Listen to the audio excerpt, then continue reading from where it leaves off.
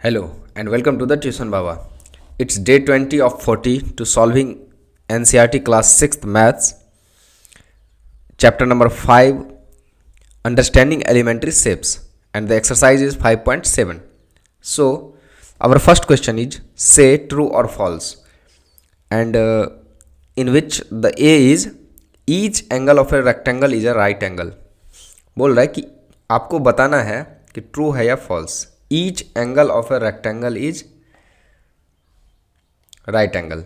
ठीक है, तो जब आप रेक्टेंगल को देखते हैं, ठीक है, तो सभी इसका जो सभी एंगल होता है, इसके जो सभी एंगल होते हैं वो होते हैं राइट एंगल, 90 डिग्री होते हैं. ठीक है, ये सभी एंगल कितने होते हैं? 90 डिग्री. ठीक है, तो ये बात याद रहेगी. रेक्टेंगल की कुछ बातें याद रख लो. ठीक है, मैं रेक्टेंगल की कुछ बातें बता देता हूँ जो आपको इस पूरे एक्सरसाइज में काम आने वाला है. वो ये कि ऑल एंगल्स, ठीक है, 90 डिग्री होंगे.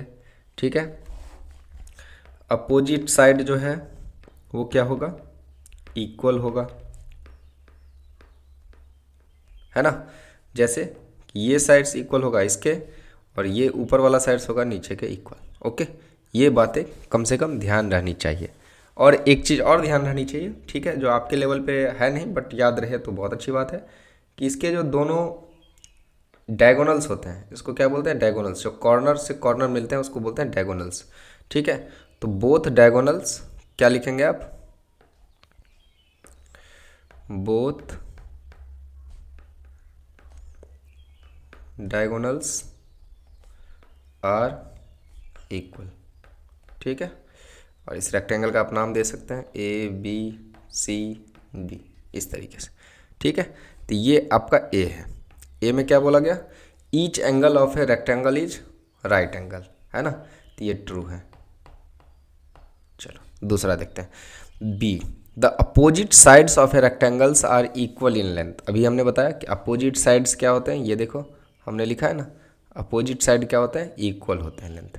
ठीक है, तो ये भी जो है आपको ट्रू है. The diagonals of a square are perpendicular to one another. ठीक है, चलो अब स्क्वायर को देखते हैं.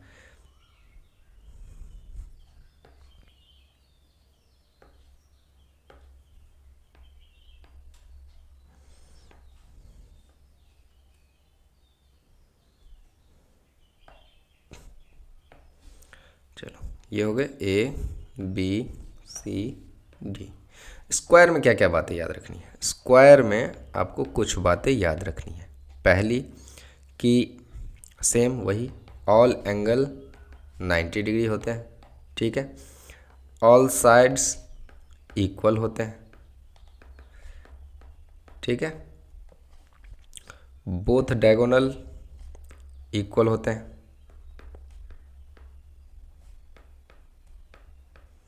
एक और खासियत है कि डायगोनल्स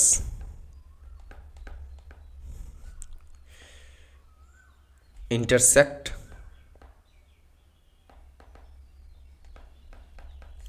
एट 90 डिग्री. ये बातें आपको याद रहनी चाहिए. ठीक है, अगर मैं आपको डायगोनल दिखाऊं, जैसे है बी डी और जैसे हैं ए सी, तो ये दोनों जहाँ पे मिल रहे हैं, ये भी बनाएगा 90 डिग्री. ठीक है, जहाँ भी मिलेंगे ये क्या बनाएगा? 90 डिग्री. और ये चारों भी 90 डिग्री ही होते हैं. ठीक है, चलो तो ये बातें ध्यान रहनी चाहिए आपको. तो बोल रहा है कि the diagonals of squares are perpendicular to each other. तो परपेंडिकुलर ही होगा जब डायगोनल, है ना, एक दूसरे को 90 डिग्री पे मिल रहे हैं तो परपेंडिकुलर ही होगा. चलो दो चीज़ समझ लिया. अब सी देखते हैं. ठीक है, आई थिंक इसको ड्रैग करके हमें नीचे लाना चाहिए. और अभी मैं समझाता हूँ आपको.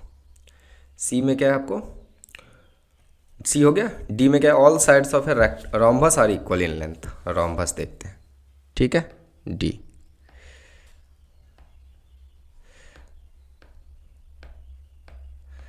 देखो रोम्बस कुछ कुछ ऐसा फिगर होता है.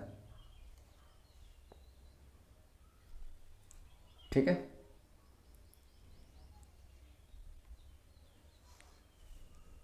ये तो बेसिकली स्क्वायर हो गया. मैं अगर आपको बनाऊँ सही से,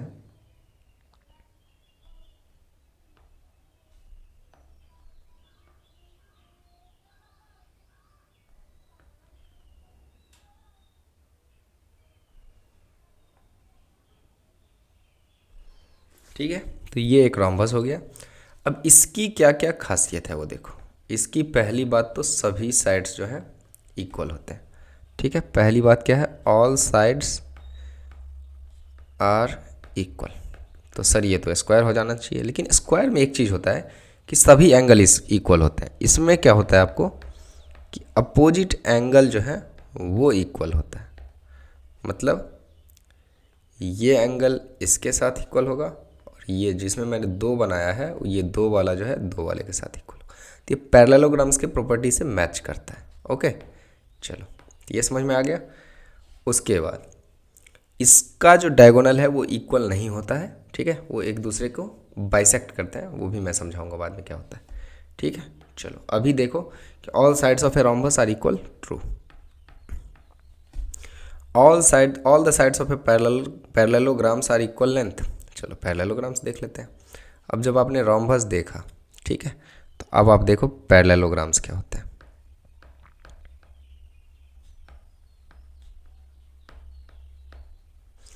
पैरेललोग्राम्स को इस तरीके से लिखते हैं लोग, ठीक है, शॉर्टकट में।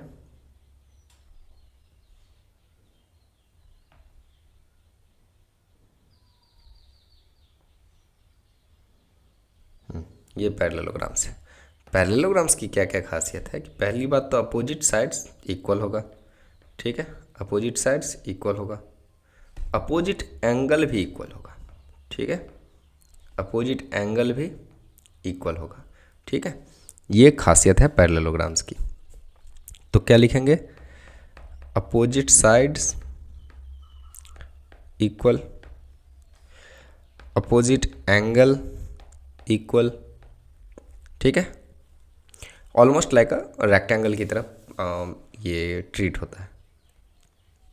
देखो all sides of a parallelograms और इक्वल लेंथ, नहीं इक्वल लेंथ तो नहीं होते सभी से, ठीक है, दो ही साइड इक्वल होते हैं अपोजिट। उसके बाद देखो जो लास्ट है एफ, एफ में क्या बोला जा रहा है आपको,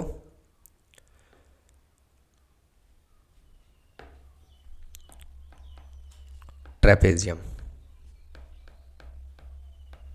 ये आपने पहली बार सुना होगा आई थिंक, लेकिन ट्रेपेजियम की एक खासियत है बस, वो ये कि जो सामने वाला जो लेंथ होता है ना, जैसे ऊपर वाला और नीचे वाला है यहाँ पे, मतलब A B C D, A B जो है वो सी डी के पैरेलल होगा, बस इतना ही है खासियत, ठीक है, और कुछ नहीं। बाकी ये अनइक्वल होगा लेंथ, सभी एक दूसरे से अनइक्वल होगा, ये सब चीज़ें होती है। ट्रेपेजियम बस एक साइड्स जो है वो पैरेलल होती है, अपोजिट, ठीक है। The opposite side of a trapezium, the opposite sides of a trapezium are parallel, तो ये फॉल्स हो जाएगा। क्यों, क्योंकि दोनों साइड्स जो है वो पैरेलल नहीं होते, मतलब ये तो पैरेलल है ऊपर से नीचे, बट ये नहीं है इससे, ठीक है, इसीलिए। चलो नेक्स्ट क्वेश्चन देखते हैं। नेक्स्ट क्वेश्चन क्या है, आप देखो, give reason for the following. बोल रहा है a square can be thought of as a special rectangle. अब बोल रहा है कि एक स्क्वायर को जब आप देखते हैं, एक स्क्वायर को जब आप देखते हैं और जब आप एक रेक्टेंगल को देखते हैं,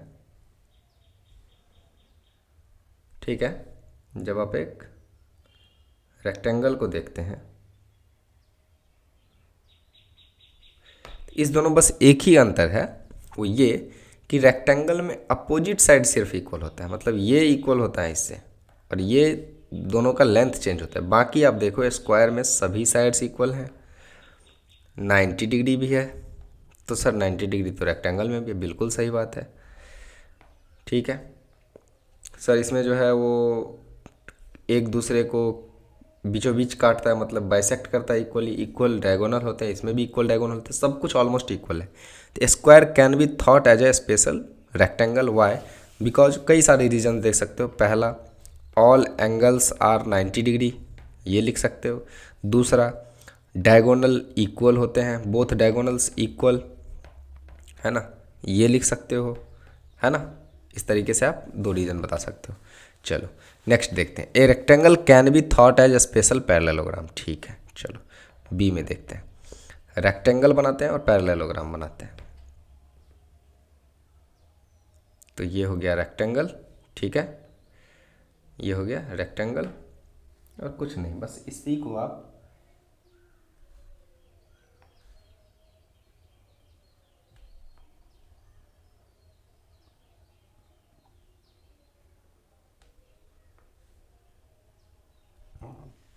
है ना इस तरीके से बना दीजिए। तो ये हो गया पैरेललोग्राम, ठीक है। अब इसमें क्या है, अपोजिट एंगल इक्वल है, तो अपोजिट एंगल सर यहाँ भी इक्वल है, ठीक है। चलो इसमें क्या है, अपोजिट एंगल इक्वल है, तो अपोजिट एंगल तो रेक्टेंगल में भी इक्वल है, अपोजिट एंगल तो रेक्टेंगल में भी इक्वल है। बस रेक्टेंगल में ये है कि चारों एंगल इक्वल हो जाता है। अपोजिट साइड इक्वल है सर, तो अपोजिट साइड तो इसमें भी इक्वल है ना। इसीलिए हम पैरेललोग्राम की तरह ही कंसीडर करते हैं रेक्टेंगल को, कि rectangle is nothing but just like a parallelogram या just a kind of parallelogram in which all angles are 90 degree. बस पैरेललोग्राम में क्या होता है, अपोजिट एंगल्स इक्वल होते हैं और इसमें सभी एंगल्स इक्वल होते हैं। ओके चलो, तो ये हो गए 2 रीज़न। तीसरा क्या है, square can be thought as a special rhombus. Square एक रोम्बस की तरह ट्रीट क्यों कर सकते हैं, वो देखो। तो देखोगे जब स्क्वायर को आप, तो ये हो गई एक स्क्वायर, ठीक है। और जब आप देखोगे रोम्बस को, तो रोम्बस कुछ नहीं, एक झुका हुआ स्क्वायर है, या स्क्वायर कुछ नहीं, एक सीधा रोम्बस है, ठीक है। बस इतना का ही अंतर है, ठीक है। देखो जैसे ABCD है ना, इसमें लिख लो EFGH। अब आप जब इस दोनों फिगर को देखते हैं तो देखो इसमें भी सभी साइड्स इक्वल, तो सर सभी साइड्स तो इसमें भी इक्वल है, तो इसीलिए हम स्क्वायर को एज अ रोम्बस मान सकते हैं कि दोनों में सभी साइड्स इक्वल होते हैं।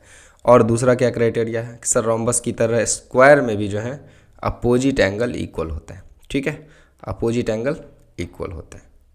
बस ये दोनों काफ़ी है।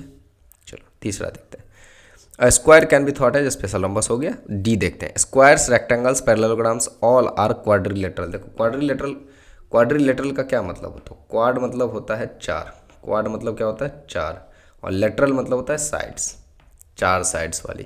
तो देखो पैरेललोग्राम्स में भी 4 साइड्स होते हैं, रेक्टेंगल्स में भी 4 साइड्स होते हैं, स्क्वायर्स में भी 4 साइड्स होते हैं, इसीलिए। और स्क्वायर को एक पैरेललोग्राम की तरह क्यों ट्रीट किया जा रहा है, तो कुछ नहीं, इस दोनों में आप सिमिलरिटीज़ देखो ना क्या है। अगर मैं आपको दिखाऊँ ये फिगर और ये फिगर की सिमिलरिटीज़ देखो आप क्या है, तो sir opposite angle, opposite side equal है, तो अपोजिट साइड तो इसमें भी इक्वल है, ठीक है, अपोजिट साइड तो इसमें भी इक्वल है। अब इसमें बस यही है कि सभी साइड्स इक्वल है, लेकिन अपोजिट साइड तो उसमें इक्वल होगा ही।